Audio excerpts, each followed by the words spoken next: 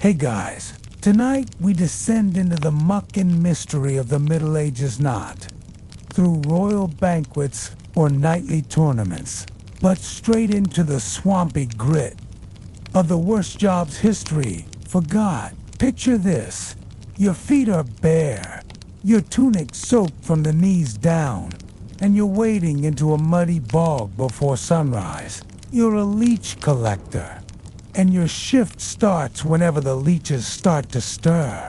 You slap at buzzing flies, hoping they'll distract from the stinging itch of yesterday's leech bites. You shuffle forward, carefully dragging your legs through the cold, murky water, because movement is what attracts them. And as they latch on, you let them drink, because the more they feed, the easier they are to pluck off and toss into your little wooden bucket. You can hear the squish as they drop in, swollen and slick. One or two slip back into the sludge, but you're too tired to chase them. The marsh breathes around you, mist curling low over the surface like the ghost of a forgotten world. No one talks to you here. No one even looks at you kindly in the village. You are part of the swamp, and it keeps its secrets well. The job sounds simple. Harvest leeches, deliver them to apothecaries, and get paid in a handful of copper. But nothing about this is easy. You're vulnerable to infections, gangrene, and tetanus, and your legs often fester under makeshift bandages that never seem to stay dry. You don't have boot stoves, cost more than you earn. In a month end, your feet are always cracked and raw. In winter, the cold cuts straight through you. You still have to wade in, because rich folks still need their leeches, and their physicians swear bloodletting will cure anything from headaches to bad humors. Historians still argue whether the practice genuinely helped with some conditions, or just satisfied a need to do something. But either way, you're the one hauling the cure out of the swamp. You're not alone, though. You sometimes pass other collectors, mostly women and children. There's an old belief that women attract more leeches because their skin is softer and warmer. Whether or not that's true, it means more women get stuck with this job. You nod silently to a girl not older than 10, and she stares into the water, a reed basket strapped to her back. No one talks. There's nothing to say. Some collectors have figured out ways to game the system, cutting small slits on their legs to attract more leeches quickly, or keeping half-fed ones alive at home to recycle them. It's not really cheating, just surviving. When you bring your haul back to town, you're not exactly greeted with fire. You drop off the bucket outside the apothecary's back door and knock 3 times. Someone opens it just wide enough to slide a coin pouch through and yank the bucket in. No eye contact. No thanks. Just the dull slap of the door closing and the sound of the bucket being emptied into a bigger container. You glance at the coins, barely enough for bread. Definitely not enough for clean cloth. Sometimes you wonder who's worse off. The leech on your leg, or you standing here freezing and unloved. You limp back home, passing people who wrinkle their noses. No one trusts a leech collector. They think you smell like swamp and rot. You do, honestly. But they also fear you leeches deal with blood. And blood is mysterious, powerful, and dangerous in this world. You might carry sickness. You might carry bad luck. No one ever says it out loud, but they all step aside. You remember a time when a baker refused to serve you, and you had to buy old loaves from a peddler with mold curling at the edges. It's a lonely trade. Some days, especially after a fever or infection, you question how long you'll keep doing this. But then you think of the alternative jobs that sound cleaner, but come with their own horrors. like rat catchers, plague barriers, or gong farmers. You've heard their stories around smoky hearths, whispered between drinks. At least in the swamp, you can breathe. The air might be thick, but it's not choked with disease or death. You tell yourself that. Over and over. You tell yourself the mud is medicine, that the blood you shed helps someone, that maybe one day there'll be boots, or gloves, or just respect. As the sun dips and the sky turns bruised with dusk, you look down at your bucket. A dozen fat leeches squirm against the wood. That's a good haul. You might even afford meat tonight. If the butcher isn't feeling uppity, you sit for a moment by the marsh's edge, letting your legs dry, crusted with blood and muck. A frog croaks, a bird wheels overhead. For a second, you imagine this place could be beautiful. Then something slithers just out of sight, and you remember why no one stays here. Long after dark, by the time you shuffle back through the village gates, lanterns are being lit. You hug your thin cloak tighter, coins hidden deep in your belt. Someone murmurs leech legs under their breath as you pass. You don't flinch. You've heard worse. You climb into your cut, legs aching and stained, and close your eyes. You'll wake before dawn. The leeches will stir again, and the swamp will wait. You wake up with a faint sting of yesterday's leech bites still pulsing on your legs. But today, you're not headed to the bog. You've been hired for something worse. Something more public. You're a gong farmer now, which is medieval code for someone who climbs into digs out human waste by the bucketful, and carts it away under moonlight so the smell doesn't make the neighbors riot. You carry a hooked rake, a bucket, and a torch dipped in tallow, and as you lower yourself into the pit behind a tavern, the scent wraps around your head like a wet blanket dipped in a latrine. You can feel it in your teeth. It's thick, hot, sour, and oddly sweet in the most revolting way. The pit is old, brick-lined, and sludgy at the bottom. No boots in the world could save you from the soft squish your foot makes as it meets the ooze. You try to breathe through your mouth, but that only invites the taste of it. No one tells you this job comes with a soundtrack. The slop echoing as it hits the bottom of your barrel. The drip of mysterious moisture from above, and the occasional squeak of a rat that somehow decided this pit is worth defending. You've got hours of this ahead of you. The goal is to fill barrels with a foul waste, wheel them to dumping grounds beyond town borders, and empty them into larger cess trenches. You'd think this job would be done by prisoners or desperate vagabonds, but no gong farmers were actually paid decently, mostly because absolutely no one else wanted the job. They had to work at night and live outside town limits, often forbidden to interact with the public by daylight.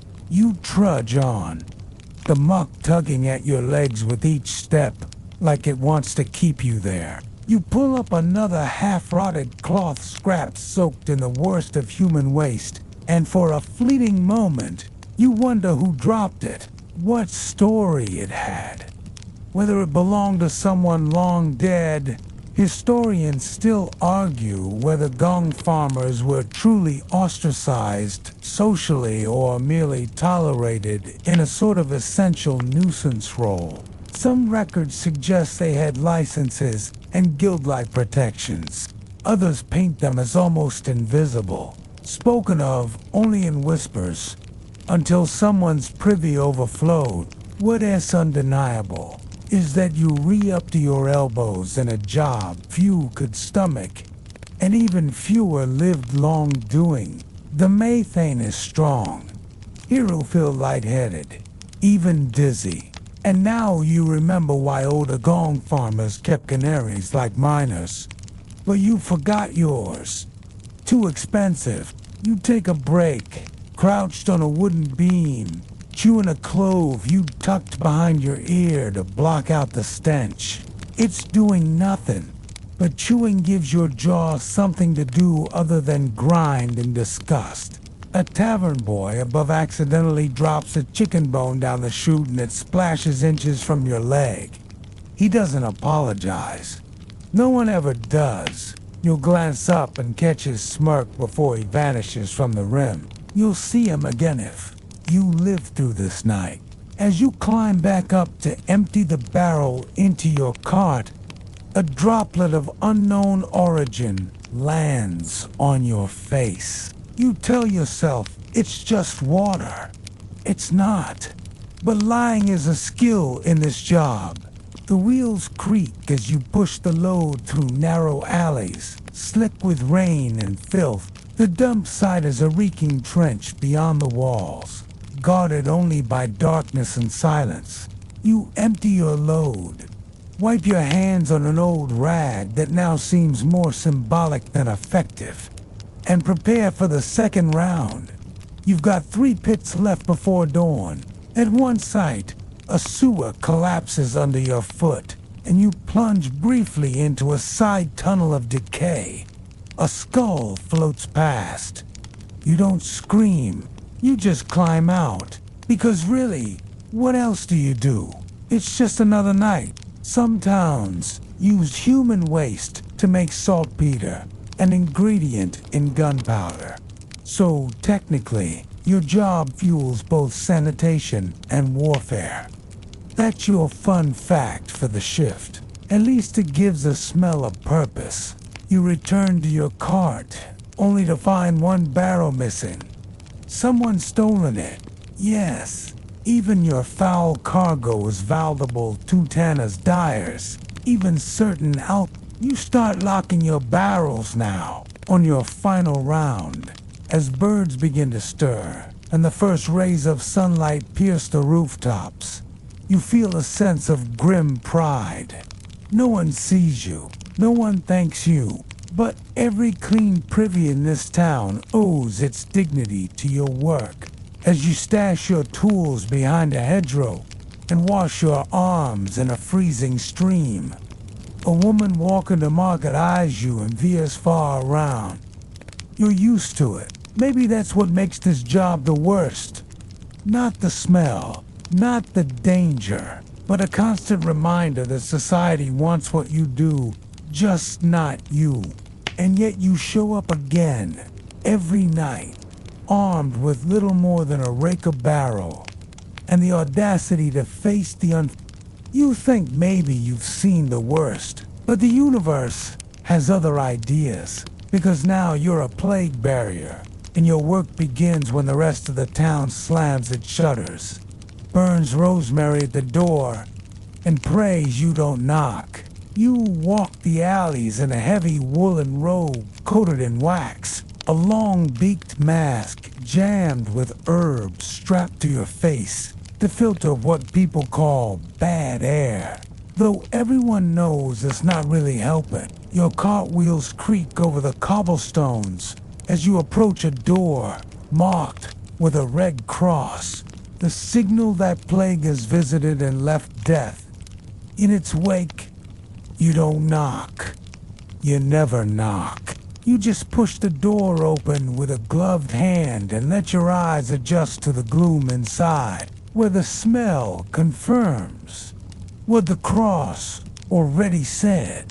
The air hangs thick with sweat, rot, and the unmistakable metallic tang of too many bodies, too long dead. You step over a bowl of uneaten broth, a toppled stool, and find the corpses bundled in linen, sometimes 2 or 3 to a bed. Some houses are nearly empty, save for the dead. Others crowded with silent forms, still clinging to breath. You ignore the living. That's not your job. You're here for the ones who've lost their claim on tomorrow. You lift them carefully, Not out of tenderness, but necessity-ruptured corpses leak, and you've ruined too many boots already. The cart fills up fast. Children, elders, sometimes whole families stacked like firewood. You tie the cart with rope spray, some vinegar from your flask for what good it might do, and drag the load to the edge of the grave. Pits along yawning chasms dug at the town's edge. Already buzzing with flies, you tip the cart slowly, watching as limbs tangle, shrouds slip, and the pile grows. You mutter the prayer you were told to say, though no one knows anymore whether it's for them or for you. At the edge, a priest nods from afar, face hidden under his hood, offering the last rites with a glance, because no one wants to stand too close. Historians still argue whether plague buriers were paid enough to make the job worthwhile, or simply coerced from the poorest classes with threats and bread. Some records say they were ex-cons or debtors. Others describe them as hired hands, desperate enough to face death daily. What's not debated is their mortality. Few lasted long, and those who did often vanished from records like ghosts. You drag the empty cart back for another load, trying not to look at the heap you've just left behind. Some nights, there are so many bodies, the pits overflow, and you're ordered to stack them in abandoned churches or cellars until space can be made. One scholar wrote of a cellar so packed with plagued victims, the floor bowed under the weight, creaking like it might spill its sorrow into the street. That memory creeps into your dreams sometimes when you dare sleep. You once found a ring on a corpse's finger, a jeweled token of a life lost. Mid-breathin', you thought about keeping it, but you left it, not out of virtue, but fear. The stories of cursed trinkets passed from plague hands to thieves who died screaming in their sleep are enough to make your fingers recoil. You walk past houses where wailing still pours through the shutters, women keening for husbands, children gasping as the swellings on their necks burst. You do not stop. You can't. Your job is with the dead, not the dying. One day, you pass a boy you buried 2 nights ago, or thought you did. He's alive, coughing blood, eyes wide, sitting at the edge of the pit like he clawed his way free. You call for a priest, but no one answers. You toss him bread and keep moving. You don't know what's real anymore. People don't talk to you unless absolutely necessary. Your coin is accepted at a distance, often dropped in buckets of vinegar, and your presence is marked by the stench of sickness, even if you're clean. The mask helps, not medically, but as a warning sign. Everyone sees the beak and backs away. You sleep in an abandoned stable outside town, far from any hearth or human voice, and wake each night to begin again. Sometimes you hum to yourself to drown out the squish of bodies, or the crunch when bone meets shovel. A fringe account familiarly mentions plague buriers who went mad, believing the dead whispered secrets about heaven, hell, and the people who joined them. You haven't heard whispers, not yet, but you do talk to them sometimes, not by name.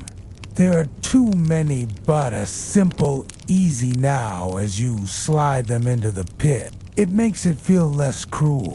You meet another burier, once a man named Edric, with crooked hands and a twisted back, who claims he once buried a noble who paid him in advance to be placed upright, so he'd rise first on Judgment Day.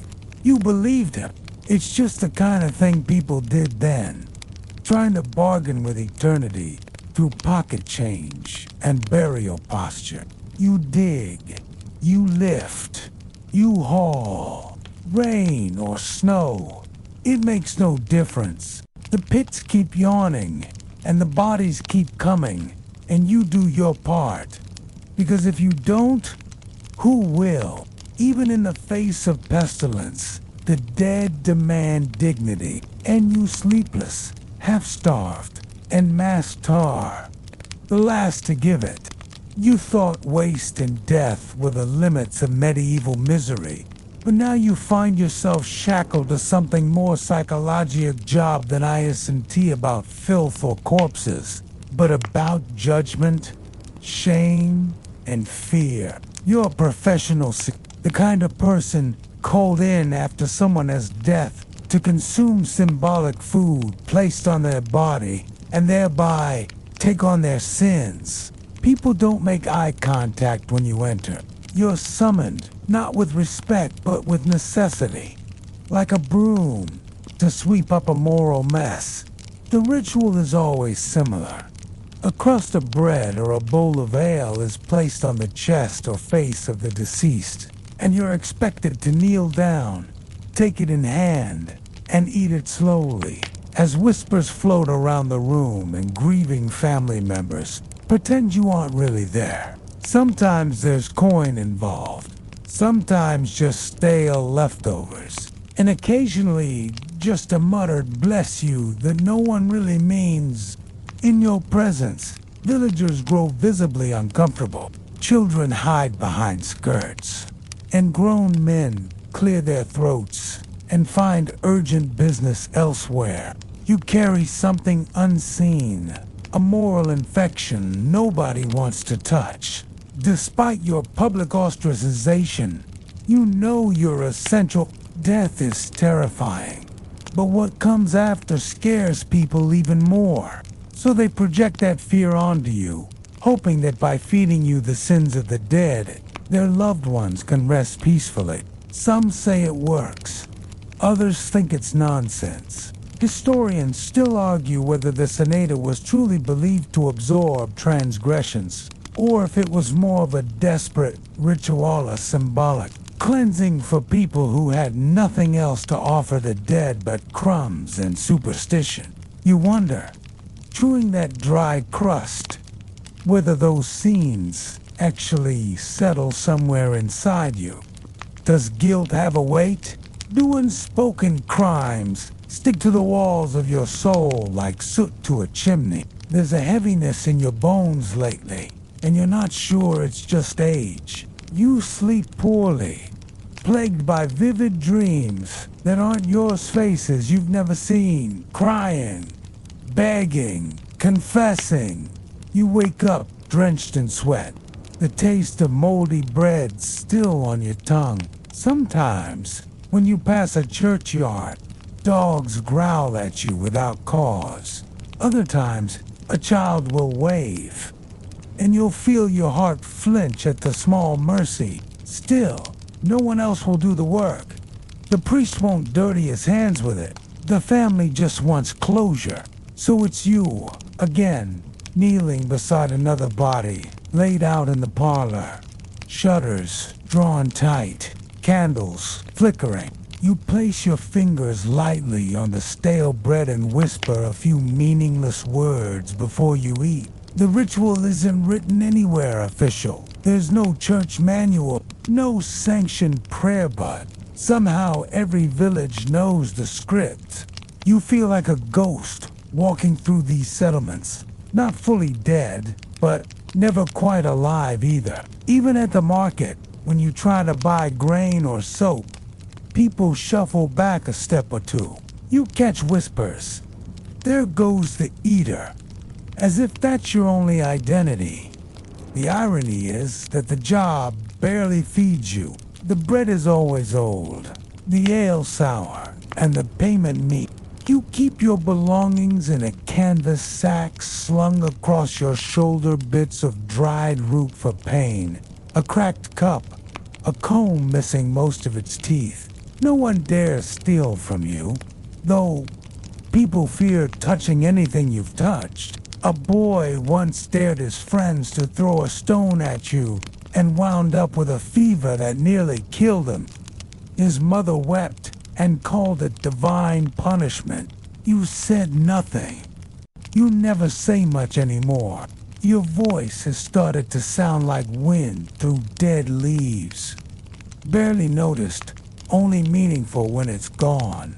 There's a long tradition of scapegoats. Of course, the Senator is just one more in a line of human vessels made to carry the burdens of others. In ancient times, animals were sacrificed to purge wrongdoing. In medieval Europe, they just found a man like you, willing or desperate enough to do the job. You wonder what happens to all the sin you carry. Is there a tally book somewhere in heaven? Your name inked beside a list of wrongs that aren't yours? Or maybe sin is like dust swept under the rug, forgotten until someone stirs it up again. Lately, the air has felt heavier. Maybe it's just the weather. Or maybe the weight of 100 consumed souls is finally pressing down on your ribs. You carry on because you must. No one thanks you.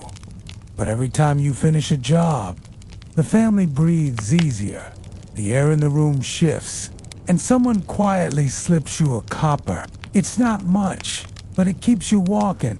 That, and the tiny chance that maybe just maybe you're actually doing something sacred. After all, someone has to deal with the sins no one else can bear to look at. You wear them like a second skin now. One no washing will remove. There's a distant church bell ringing now, calling you to your next house. Another dead body waits. Another meal of sorrow laid out like a grotesque banquet. You pull your cloak tight and begin to walk, invisible and unforgettable, hated and needed. You are the one who swallows what no one else will even name. And somehow, you're still hungry. Before you have time to reflect on sin and sorrow, you read being dragged into yet another delightful profession. This one even more intimate with the fragility of the human body. You're now a medieval barber surgeon, which is just as horrifying as it sounds. You walk through the muddy streets carrying your roll of knives and saws, a red and white pole swinging in the breeze like some kind of cursed flag. People wave you down, not for haircuts, though you do those too, but for everything from blister lancing to bloodletting to full-blown amputations. There is no anesthesia beyond a strong swig of ale, and maybe someone holding down the unlucky patient. And even the sharpest blade can stop the scream that echoes through the cold stone streets. When you begin sawing through bone, your tools are cleaned with spit or ale, whichever is more available, and your apron bears permanent stains that no amount of scrubbing in the river can remove. Today you recalled into a drafty manor, where a knight has an infected leg wound that smells like rotting meat, and when you peel back the bandages, maggots are wriggling like rice in a stew. You give him a wooden stick to bite down on, say a quick prayer that's more for your nerves than his, and begin cutting. The sound is awful, so is the smell, and you know there is a strong chance he'll die of fever in 2 days anyway. Barber surgeons like you, double S yanking teeth from screaming mouths, using iron tongs, while trying not to flinch at the blood and splinters of enamel that fly. You cut hair too, in theory, but no one remembers you for that. They remember you for the limb you removed, or the boil you lanced, or the friend who bled out on your table. Some townsfolk treat you like a hero, others like a butcher. Historians still argue whether barber surgeons were genuinely respected or simply tolerated out of necessity, lumped in with butchers and bathhouse workers as people who dealt with the unclean aspects of life. On market days, you set up in a corner stall with your basin and razors gleaming in the morning light. the crowd parting slightly whenever you pull out your bone saw. You sharpen your blades constantly, not out of vanity, but because a dull blade means death. You've learned how to read wounds, like a baker reads dough how the edges curl, whether they weep, how the skin feels under your fingers, warm or cold or unnaturally taut. And there are moments, strange, quiet moments, where you think you might actually be helping someone. Like the time you drained an abscess the size of an apple and the woman walked away without a limp. Or when you cut a swollen finger clean off and the blackened rot didn't spread. There are successes, sure, but there are also ghosts. You see them at night when you close your eyes, faces twisted in pain, limbs you held down as their owners screamed. That boy who never woke up after a routine cut behind the ear. Your hands shake sometimes, but there's no one else in town with steadier ones. Sometimes a traveling physician passes through, all velvet robes and Latin words, looking down his nose at your rough tools. But when a tooth needs pulling or a wound needs stitching, even he nods toward you, the one who actually gets things done. You might not know every herb or chant, but you know how to keep pressure on an artery with a single finger, and that counts for something. Still, it's a lonely job. You're always surrounded by people, but rarely touched in kindness. The innkeeper wipes down your seat after you leave. Children whisper when you pass. Some believe you steal pain and carry it in your satchel. Others say you made a deal with the devil to always find the softest point of flesh. And yet, no one complains when their turn comes. They sit on your stool, teeth chattering, eyes wide, and ask, "Will it hurt?" You never lie. Yes, you say, but you'll live. The idea of barbers as surgeons seems ridiculous today. But in medieval times, the overlap made sense. Hair-cutting tools and surgical instruments weren't so different, and both jobs required a steady hand and a tolerance for blood. You learn tricks as you go, how to angle your razor so it glides rather than tears, how to sew skin with picket thread, how to gauge blood color, to guess if a fever will break or boil over. One fringe tidbit you've picked up from traveling monks is using cobwebs to pack wounds. They are surprisingly effective at staunching bleeding and carry a faint antiseptic property, or so they claim. The webs are delicate, hard to gather, and sticky with dew in the morning. Still, you keep a pouch of them on your belt just in case. Your day ends not with applause or gratitude, but with a scrape of metal on metal as you boil your tools in a pot over open flame, hoping the heat is enough to chase away the death clinging to your fingers. You roll up your apron, now stiff with dried fluids, and walk home beneath a moon that looks far too clean for a world like this. Your back aches, your boots squelch. You try not to think about the next morning when another knock will come at your door. Someone crying outside, saying their husband fell. Their child is coughing blood. Their mother won't stop bleeding. You'll go. You'll always do, because if you don't, no one else will. You think you're finally done with blood and blades. But nope, the medieval world has one more surprise gig for you, and it smells just as bad as you'd expect. You're now a full-time leech collector. Your daily commute, wading waist-deep into swamp and bogs, while tiny vampiric worms attach themselves to your skin and suck until they re-fat as grapes. There's no fancy gear, just you. Maybe a ragged shift or a tunic, and the knowledge that the more leeches that find you appetizing, the more coins you'll earn at market. You quickly learn that standing still in the shallows with bare legs is the fastest way to do your job. The leeches wriggle up, latch on, and begin their feast.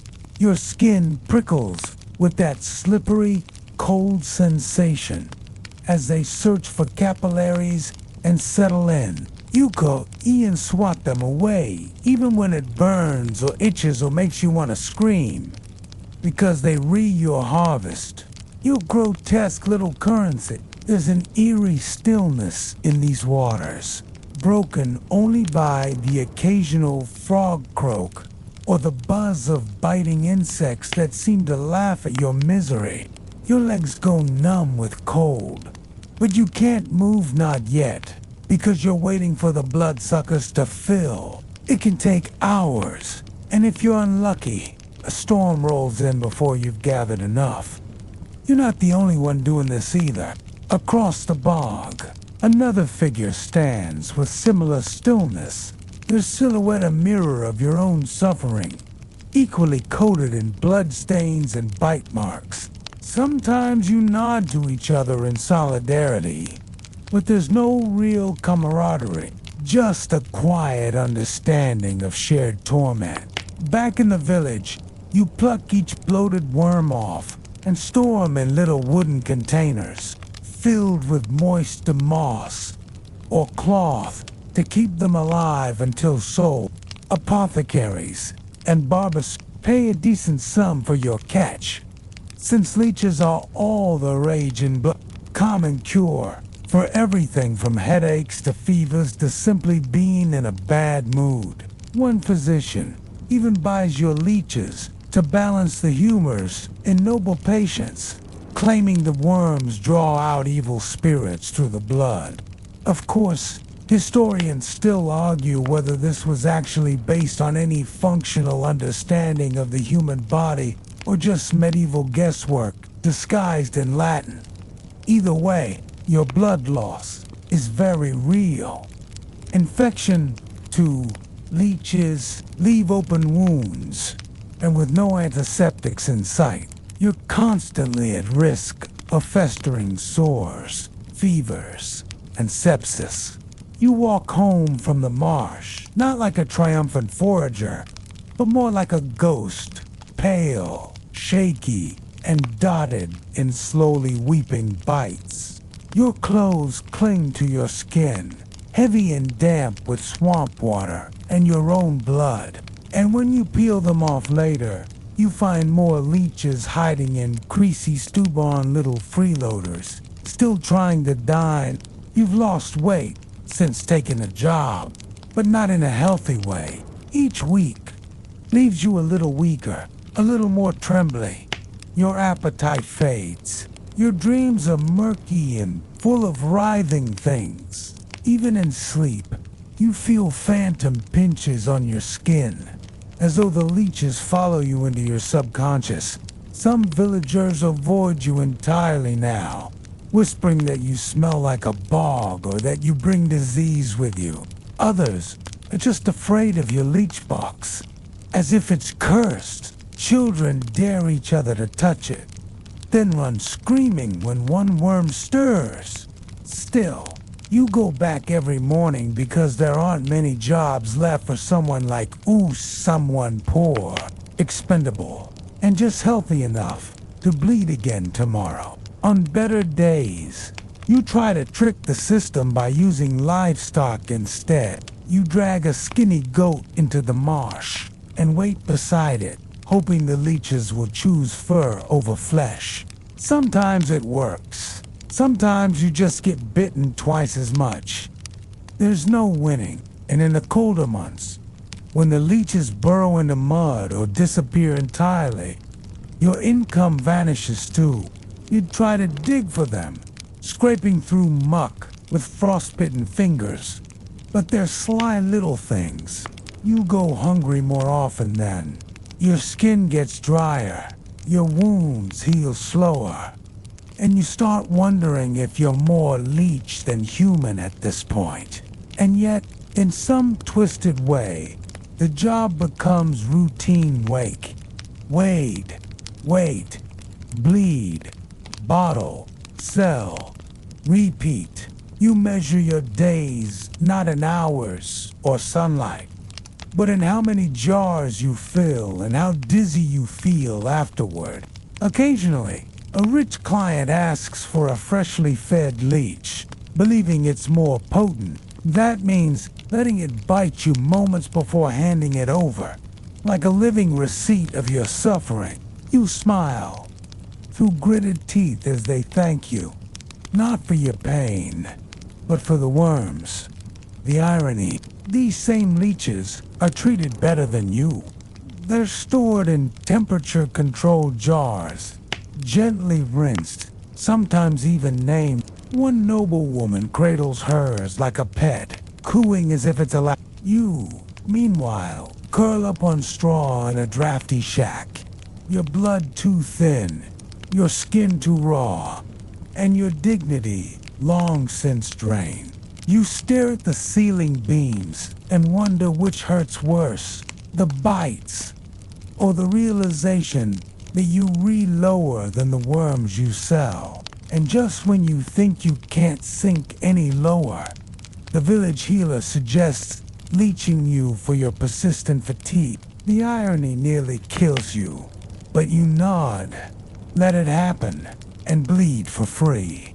Just when you think you've seen all shades of despair, D-Town's bailiff offers you yet another unenviable title, and this time you become a gong farmer, night laborer with a job so foul, even pigs might wrinkle their snouts. Your task, to descend into cesspits and dig out human waste with little more than a wide-brimmed leather hat, a long-handled shovel, and a tolerance for misery no one should be born with. You work after dusk because the stench is too oppressive for the day, and the townspeople would rather not be reminded that such filth ever existed under their floorboards.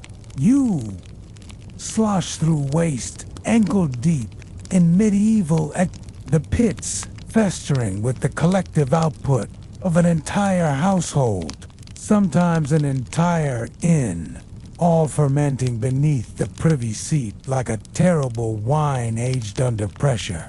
You scrape and scoop for hours, your muscles aching and your stomach doing somersaults, as you gag through your makeshift cloth mask soaked not in perfume but in vinegar, because someone told you once that vinegar helps mask the odor though. It doesn't. Occasionally, you unearth surprises from the muck-rusted brooches, lost coins, teeth, bones that may or may not be animal. One night, you swear you pull out a broken doll's head, its glass eyes still faintly gleaming through a crust of filth, and you try not to imagine the child who cried when it vanished. You haul the bucket loads out and cart them to the dumping ground outside, town orphan to be used as fertilizer, if that word still means anything when it's made of fermented sewage. And here's the kicker. This was an official, paid position.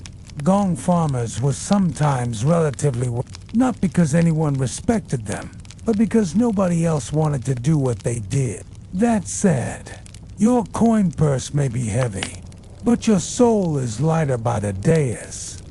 If part of you evaporates with every bucket you tip out, you try not to think about the very real health risks. Inhaling methane and ammonia, exposing open cuts to bacteria, or stepping too far into a pit whose sides have grown slick with time. And yes, people have drowned in There is even a half-whispered local legend about a man who died by slipping headfirst into the muck behind a nobleman's latrine. Historians still argue whether this tale was metaphorical or sadly real, but the risk was undeniable. You work beside other gong farmers, but conversation is minimal. It is hard to swap jokes when your nostrils are flaring in defense and your lungs are negotiating their resignation. You nod wordlessly, occasionally sharing a flask of something stronger than water to keep your spirits alive. The church, predictably, views your work with mild disdain and deep necessity. Priests may preach about cleanliness and sin, but are perfectly content to let you remove the mortal wastes from under their choir stalls. Every now and then, someone throws rotten cabbage at you from a window. When you pass through town with your covered cart, and you begin to feel less like a person and more like a moving warning, don't end up like that. Your clothes, no matter how much you scrub them in the river, carry the memory of your work. Dogs follow you. Children hold their noses and laugh. But one evening, as you trudge home beneath a sickle moon, a quiet old man nods at you and offers a crust of bread. He used to be a gong farmer too, he says, when his back was still straight and his hands still closed around a shovel handle. Instead of shaking at the wrist, he tells you something strange.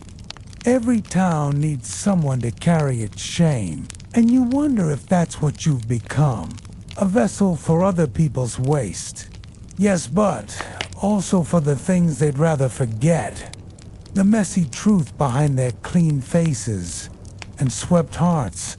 It rains one night while you're mid-task, and the pit turns to soup, rising past your ankles to your knees, soaking your hose, and freezing your bones. You almost slip and fall, your hand grabbing the edge of the pit just in time, fingers slick with something that definitely isn't just water. You stand there for a moment, shivering, heart hammering, thinking how absurdly easy it would be been to disappear into the muck and become yet another local cautionary tale. But you don't. You keep digging, and when the bell tower strikes midnight, you're still there, lantern guttering in the wind, surrounded by shadows and steam and the horrible, inescapable stink of what it means to be necessary and invisible all at once. Your work ends just before dawn. You strip by the river, scrubbing yourself raw, trying to reclaim your humanity before the sun returns. Sometimes you swear. You see people watching you from the tree line, turning away quickly when you meet their gaze. Maybe they pity you. Maybe they're just glad it isn't them. But you keep going, because in this strange, brutal economy of filth and fear, you've carved out a place. No one thanks you, no one invites you to festivals, and no one wants you near their table but without you. Their world collapses under the weight of its own stink. That quiet truth unspoken, uncomfortable keeps you moving, keeps your shovel in hand, keeps your feet from giving in when the road home stretches endlessly through fog and silence and the faint, persistent perfume of human denial. You wake one morning with your back aching, your hands blistered, and a new duty scrawled on a parchment nailed to your door. The town now requires a plague corpse collector, and apparently you've been volunteered. No one asks you, of course, because no one wants to admit they need someone to do this job in the first place.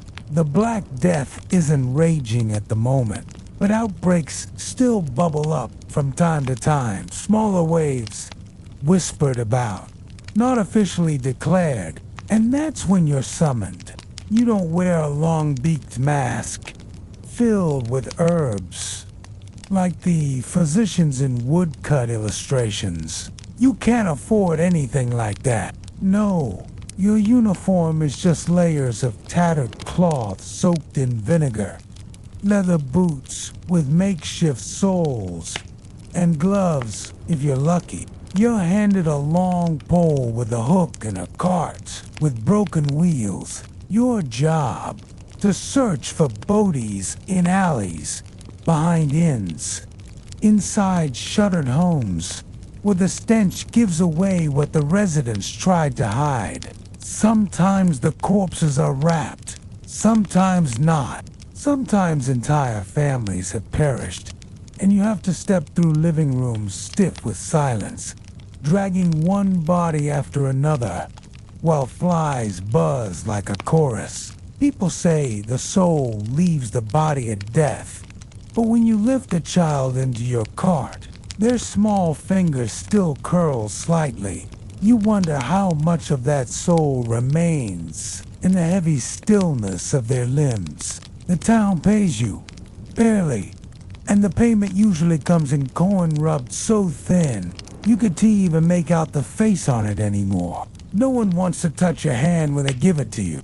They drop it on a table or toss it into your sack, as if your skin might carry the plague itself. You bury the bodies outside town in mass graves, shoveling dirt over them as the wind picks up and carries the scent of lime and rot in every direction.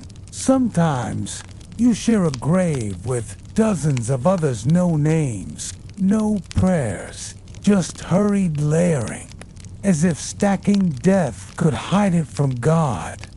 A priest might say a single blessing for all of them, his voice trembling with speed more than sorrow. Occasionally, dogs sniff near the burial mounds, and you have to chase them off with stones or curses. One night, you find a woman half alive, moaning faintly beside her dead husband, and you have to decide, do you leave her, fetch help, or risk touching her yourself? You hesitate. That hesitation costs time. By the time you return with someone, she's gone still, her last breath slipping out between your decision and your arrival. Historians still argue whether the plague changed burial traditions permanently or just revealed the fragility beneath them. Some say the rise of cemeteries outside city walls began here, with people like you digging trenches and trying to forget the sound a dead body makes when it shifts unexpectedly. And the worst part, the living treat you as if you're contagious by association. Children cross themselves when you pass. Women spit near your feet. One merchant refuses to sell you bread even when you hold out coin. He just shakes his head and points down the road, mumbling something about keeping clean. You start to dream of the dead, not in a poetic, haunting way, but in vivid flashes their faces, the way their mouths hang open, the way rigor mortis curls their hands, like they're reaching for something they can't quite name. And then there's the weight, not just the literal weight of the bodies you lift, though that's enough to break your back, but the weight of knowing that no one wants you until they read desperate. And even then, they can't look you in the eye. You find a strange companionship with other corpse collectors. You don't speak often, but when you do, it's in short, grim sentences. Child, to the whole family in the mill house. Dog chewing a hand by the East Road. These words don't shock you anymore. They just pass over you like the wind. One old collector tells you, "We're not burying people, lad. We're burying fear." That's what they're really paying us for.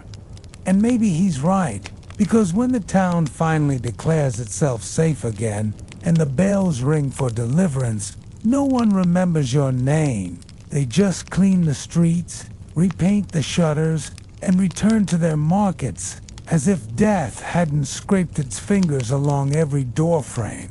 You, however, return to your cold hut outside the walls, your clothes stiff with dried sweat and memory, and you wait for the next knock, the next whisper of fever, the next quiet request for the man who removes what they cannot bear to face. You burn a few of your rags in the fire, not because it helps, but because it feels like you're trying. And as you lie back on your straw mattress, the smell of lime dust still in your nostrils. You wonder if the worst part of death is not dying but being the one left behind to carry it.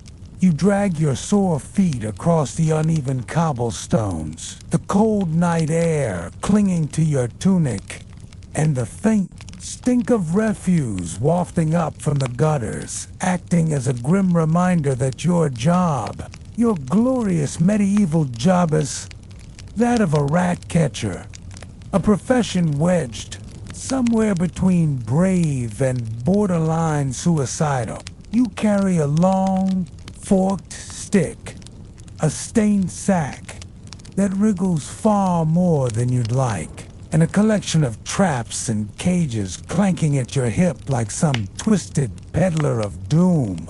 And the minute you round a corner near the bakery, the plump rats scurry across your boots like they own the street.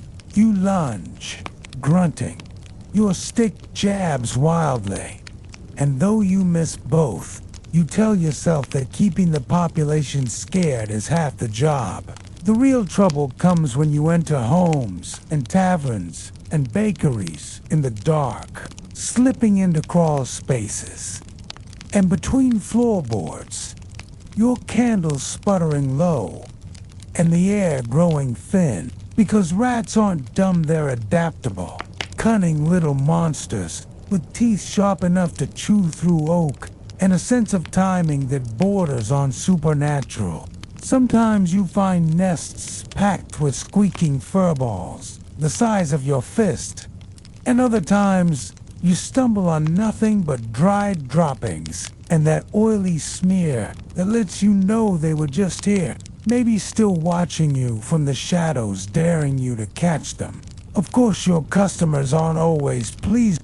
They don't want you to catch rats. They want you to prove they never had them. And no, they want to pay full price. If you don't come back with a sack full of twitching proof, you've learned to carry a few spares for just such occasions, pulling out a mildly stunned rat and claiming it was the ringleader, all the while praying it doesn't wake up too fast. During outbreaks of plague or mysterious illnesses, your work becomes paradoxically more in demand and more dangerous, because suddenly the rats aren't just a nuisance there. Omens blamed for curses and death, and you, the rat catcher, are viewed with both desperate admiration and disgust. Historians still argue whether the profession actually slowed the spread of the Black Death or just stirred up more but one thing is clear. Medieval society would rather hire you than touch a rat themselves. You're sometimes joined by a trained ferret, or if you're especially lucky or unlucky, a little dog with more bark than sense, eager to bolt into holes and come out bloodied, tail wagging. Townsfolk say you must be immune to disease to live as you do, always neck deep in pestilence. But that's more myth than truth. You get sick. Everyone gets sick.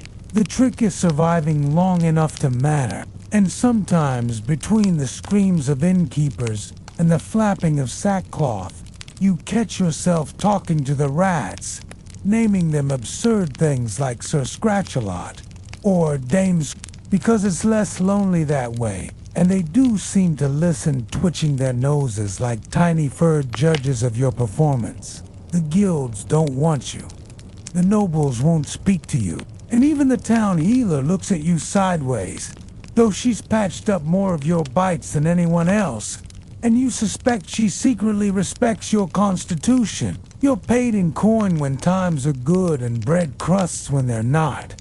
And some days, your only prize is an hour of silence with no scuttling sounds beneath the floorboards. The worst nights are during the rainy season, when the rats flee the sewers and invade the churches and bell towers, and you resummoned with your crude ladder and sack to chase them from sacred stonework under the wary gaze of friars who sooner burn incense than deal with you. But you do it, always do it, because as awful as it is It's better than starving. And besides, someone has to keep the rats in check, or they'll nibble the world apart, piece by piece. You once caught a rat the size of a cat and kept its skull for lucko. You never show it to anyone. Just rub it in your pocket like a talisman when the fear creeps in. And yes, the fear does creep in, especially when you hear rustling behind a wall. Go to investigate and find nothing but silence and a single footprint that isn't yours. That's when you start wondering whether it's just rats anymore, whether something else is moving through the dark, watching both you and your quarry. You shake it off. Of course you always do, but the thought lingers longer than you'd like. Some say rat catchers are cursed, that you take on the sins of the city, that the filth seeps into your soul and eats away at you like it eats through wood and grain. Others just laugh and say you're lucky to have steady work.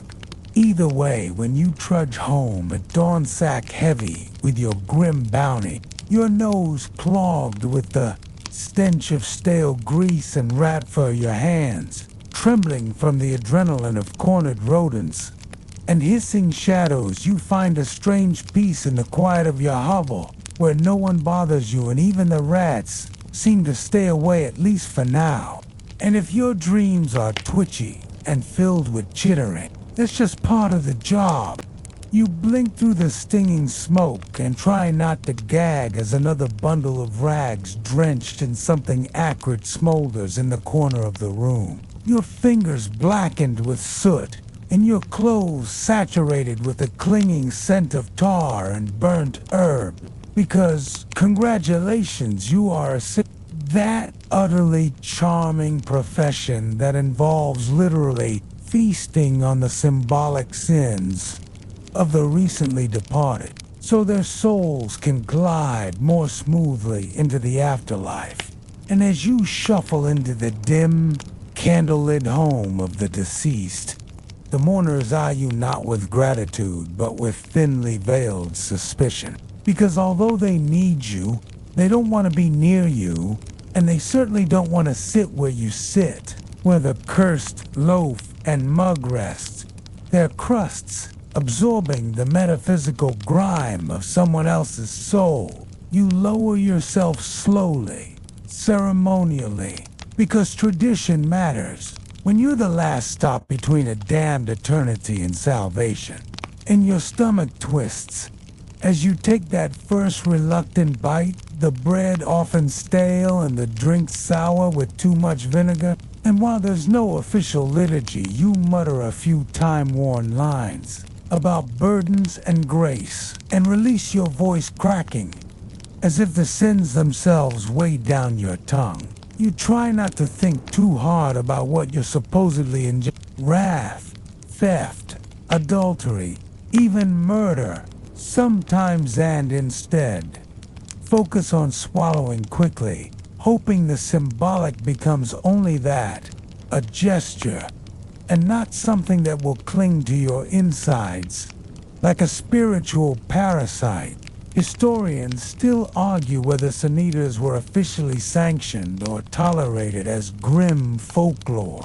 But either way, you exist, and you're often summoned in whispers after dusk, paid in coins that feel too cold, and glances that linger too long. You travel alone, always alone, from village to village wearing a tattered cloak that marks you as untouchable, both necessary and reviled. And when children see you on the road, they cross themselves or run the other way. At markets, vendors pretend not to see you, and you sleep in the stables, if you're allowed at all. Your dinner tossed to you like scraps for a mangy dog. The only kindness you know comes from the dead themselves, who never speak, never judge, and whose sins you carry away into the night like unwanted baggage. Each meal a silent, heavy ritual that no prayer ever seems to lift from your shoulders. You've heard of sin eaters who cracked who began claiming visions, seeing faces in the dark, whispering things they couldn't have known about the dead they never met. And you wonder sometimes if that's the final step in the job, not just to carry sins, but to become haunted by them, to turn into a walking reliquary of the worst human impulses. You start to notice changes in yourself, to your dreams becoming more vivid, your thoughts darker, your appetite strange and skewed, as if part of you hungers not just for food, but for the weight of guilt itself. Once an eater you met years ago warned you, as he chewed slowly through a death loaf laced with rosemary and mold, that the job doesn't end when you stop eating, it ends when they stop following you. You didn't ask who they were. You didn't want to know. Quirky folklore and the Welsh borderlands claim sanitized would sometimes wear the clothes of the dead or sleep on their graves to absorb their remorse more fully. And though you've never gone that far, you have found yourself waking up near burial mounds with no memory of how you got there. On rare days, a village priest will condemn your practice outright, warning families against calling for you, calling it heresy or devil's work. But then someone as beloved uncle dies, and his eyes one tee close, or the candles keep flickering violently, and suddenly, same priest looks the other way when you're summoned. You've learned to keep your head down and your voice low, to never ask questions, and to leave before dawn when the guilt in the air begins to settle like mist. There's no guild for your kind, no chapel-offering sanctuary, only whispered stories, passed among those who've taken the black bread and lived long enough to tell about it. And you carry those tales like a second cloak, worn and fraying, but still yours. You sometimes imagine what will happen when you die, who will eat your sins, if anyone, or whether they'll just pile up, a banquet of remorse that no one dares touch. But until then, you keep walking, keep eating, keep muttering your half-remembered lines. And when a door creaks open and a teary-eyed widow beckons you in, you nod solemnly and step inside, your shadow flickering on the wall like a reminder that not all ghosts are dead. You wake up earlier than the rooster, your joints creaking like old hinges, because today, like every day, you must face your duties as a leech collector, a profession that, despite its blood-soaked simplicity, comes with enough daily horrors to haunt even the most iron-willed peasant. And as you trudge barefoot through cold marshland fog, wrapping around your legs like damp cloth, you carry a battered wooden pail, its rim stained dark from yesterday's haul, your fingers already puckered from too much time in the You wade slowly into the shallows, letting your bare skin become bait, because the leeches, your slippery little earners, only latch on when they sense warm, living flesh, and you clench your teeth as the first suckers begin to attach, wriggling like ink strokes, brought to life, their movements both delicate and disgusting, and your blood begins to seep. Before you even see the glisten of their small, hungry bodies in the morning light, some people think you just scoop them from the water, maybe flick them off rocks, or scrape them from livestock. But no, the most reliable method is to let them drink from you, to let them feast until their bodies balloon and fall off of their own fat satisfaction. And you've got the scars to prove it. Faint circular reminders of every damp morning spent in brackish misery. The job pays by the leech, a copper or two if you're lucky, since barbers and surgeons crave these little creatures for their bloodletting rituals, believing that draining a patient can balance the humors and cure everything from fever to melancholy to demons in the head. And while modern ears might scoff, back then, being able to deliver a bucket full of squirming hope made you a small part of medical salvation heaven. If no one wanted to shake your hand afterward, you try not to think too hard about where the leeches go or what they do when they re-strap to someone's chest or temple or inner thigh. You just count them carefully and dump them into jars, corking them tight so they don't slither their way back into the swamp that birthed them. Historians still argue whether leech collectors were respected rural medics or just desperate outcasts scraping by at the edge of village society. But your cracked feet and ever-itching calves suggest the latter. You've heard of collectors getting sick from too many bites, suffering from fevers, infections, or worse.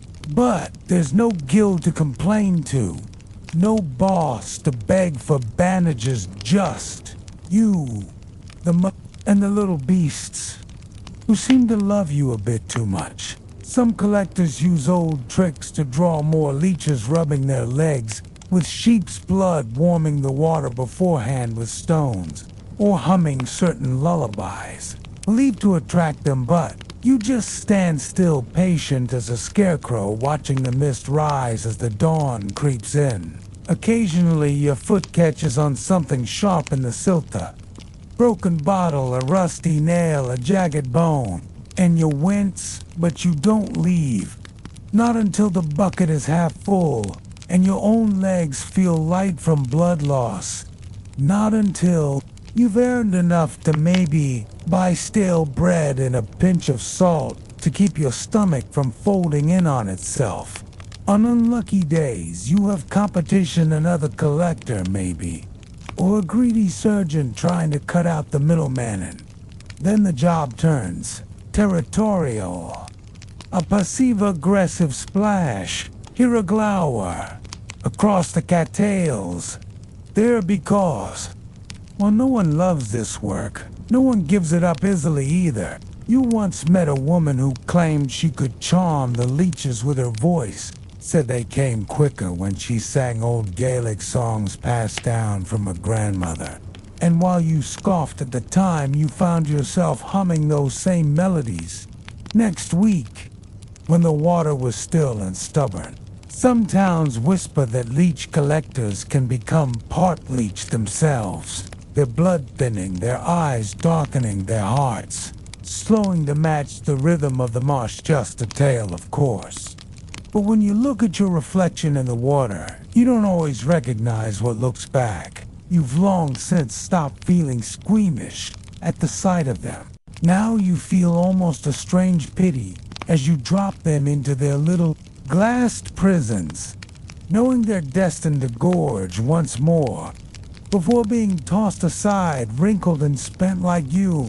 Your hands bear tiny scars from when you tried pulling one off too soon and tore its mouth, leaving its teeth embedded in your skin. And the old collector in the next village told you to smear garlic and hot wine on the wound, which worked more or less. Though now the smell of garlic makes your skin twitch. You dream sometimes of being pulled under the water, not drowning, just sinking slowly, while hundreds of tiny mouths press against you, draining away all memory and pain, until you're just a husk, weightless and quiet.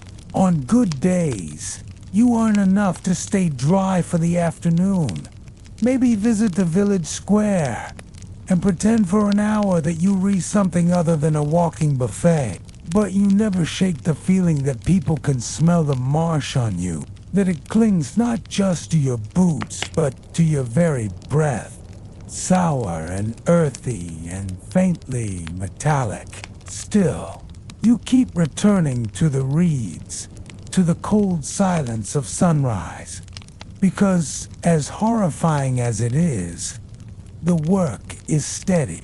And in a world where war, famine, and plague threaten with every season, sometimes being a leech collector is the least dangerous thing you could be. You're walking toward a castle today not because you're nobility, not because you're a visiting merchant with rare silks or spices, And certainly not because you're being honored, but because you're the gong farmer, the lowest rung on the social ladder. The very human reminder that all food, pomp, and pageantry eventually ends up as waste, and someone, unfortunately, must shovel it out, haul it away, and dump it somewhere far enough that no one of status has to smell it. You arrive just as the first sunlight touches the castle's stone walls, your face already covered with a cloth soaked in mint and vinegar to mask the stench you know will hit like a punch to the lungs. The moment you descend into the cesspit, a stone chamber beneath the latrines where all human liquid and unspeakable accumulates into a thick stew of rot. The job, if you can call it that, involves climbing down a crude ladder into the pit, using a wide iron rake and heavy bucket to scoop sludge that hasn't seen the light of day in months, sometimes years. And each scoop makes your stomach turn despite years of doing this. Despite having learned to breathe only through your mouth and never look too closely at what sloshes inside the bucket, the cesspit walls are slick, mossy, and crawling with things better left unidentified, and you have to work quickly before gases build up too much, because more than one gong farmer has passed out and drowned in the very filth they were paid to remove. And no, you don't just empty one pit a day. Usually work several castles, manors, or even monasteries in a circuit, trudging from site to site with a horse-drawn cart loaded with barrels of human waste, heading for a field far from the village, where the contents are dumped and sometimes used horrifyingly as fertilizer. Though many argue that even turnips deserve better, historians still argue whether gong farmers were pitied or feared, as the nature of your work meant people avoided you like a walking plague. Yet they also needed you desperately, because no one else was willing to touch the filth, and if it piled up, the stench alone could drive out noble families, or worse, invite disease. You wear thick boots lined with straw leather gloves, soaked in lye, and a tunic. You never bring home one that never quite stops, smelling no matter how often you wash it in ash and soapwort. And even animals avoid you at the end of your shift.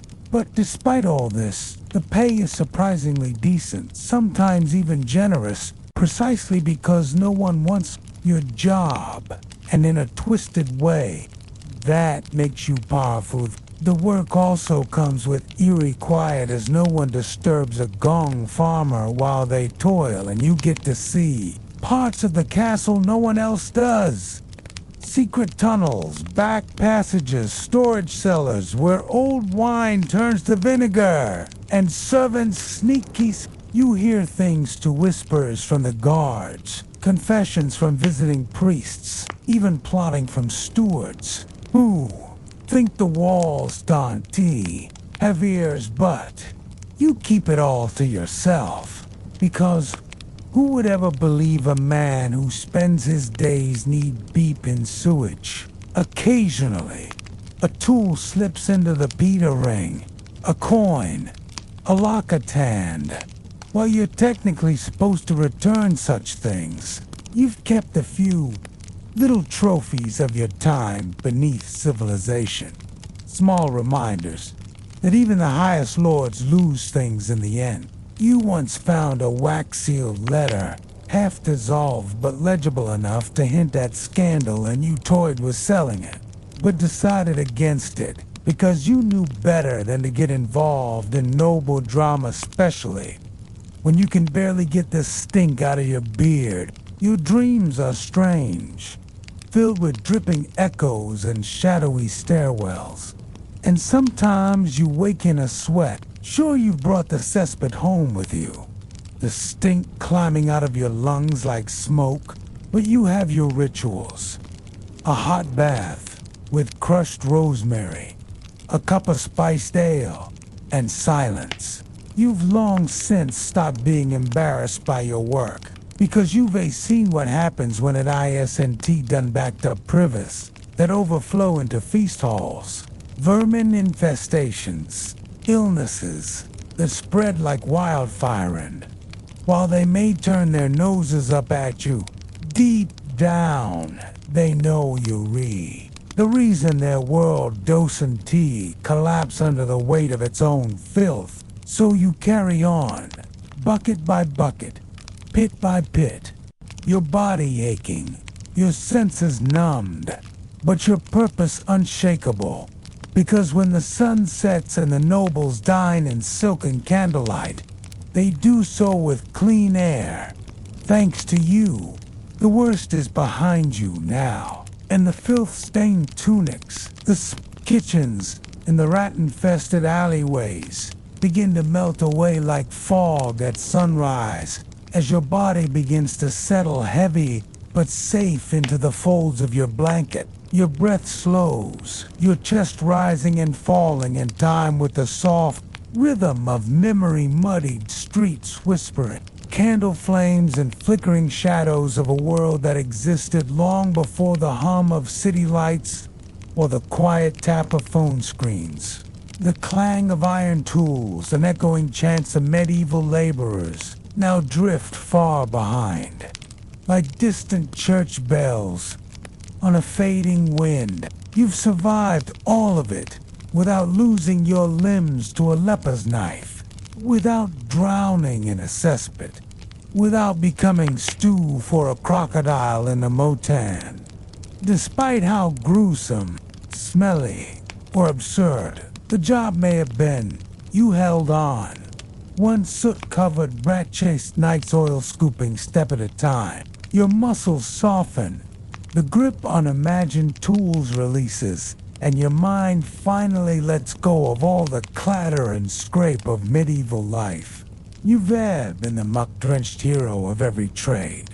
No one wants to remember, but everyone once relied on. Now your journey grows quieter, your thoughts beginning to drift, and angered and slow, like feathers falling through torchlight.